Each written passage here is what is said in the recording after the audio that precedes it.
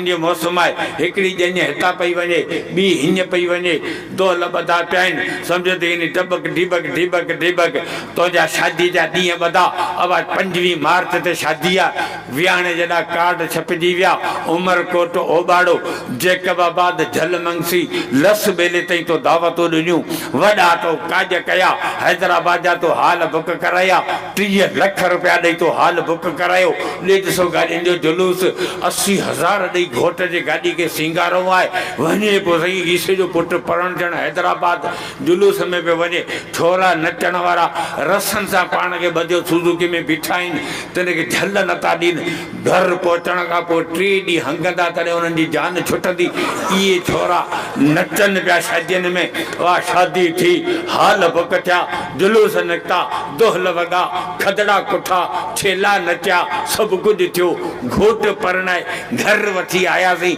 हाने घोट कुंवार मिलिया नवा पुराणा थिया हुन जा अन जो सैर कहूं हाने हाने पुट कढ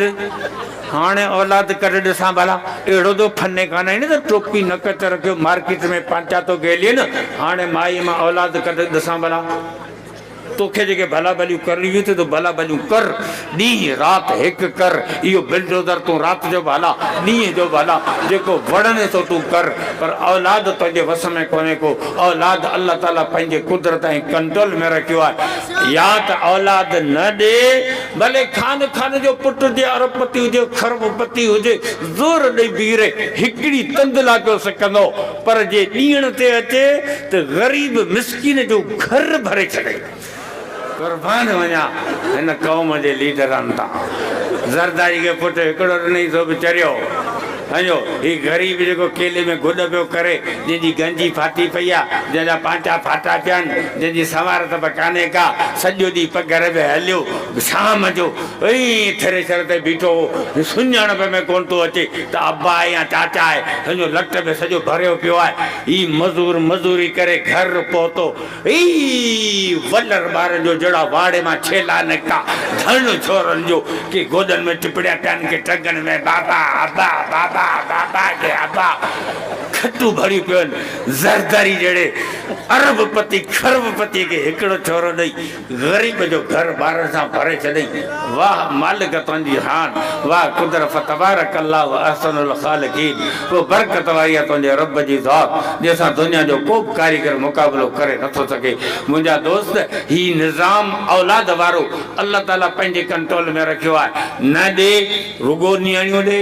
रुगो पुट ॾे नियाणियूं पुट गॾे ॾे इहो फ़ैसिलो क़ुरान करे छॾियो आहे ॿियो निज़ाम हिन दुनिया जे अंदरि आहे त इंसान जॾहिं दुनिया में आबाद थींदा त इंसाननि जो पाण में टकराव थींदो नफ़सानी ख़्वाहिशूं आहिनि हिक ॿिए जो जेको हिन में तकरार थींदो पोइ हिननि में जहिड़ा थींदा पोइ हिननि में खून रेजियूं थींदियूं पोइ वेड़ थींदी पोइ इंसाननि जे इन दुनिया जे निज़ाम खे हलाइण जे लाइ हिननि इंसाननि खे जेका सो अदल खपे इंसाफ़ खपे अमन खपे रोज़गार खपे हिननि इंसाननि खे ज़रूरियात के पूरे करण जे लाइ इहो जेको निज़ाम हिन दुनिया जो आहे तव्हां त कंहिं मज़लूम सां ना इंसाफ़ी न थी को ॾाढो खान जो पुट के ग़रीब जा हक़ ना हक़ गिड़काए न इन निज़ाम के हलाइण जे लाइ अल्लाह तबारक व तआला दुनिया में खिलाफ़त जो निज़ाम हलायो आहे इस्लाम में खिलाफ़त आहे मुल्क के टकाने का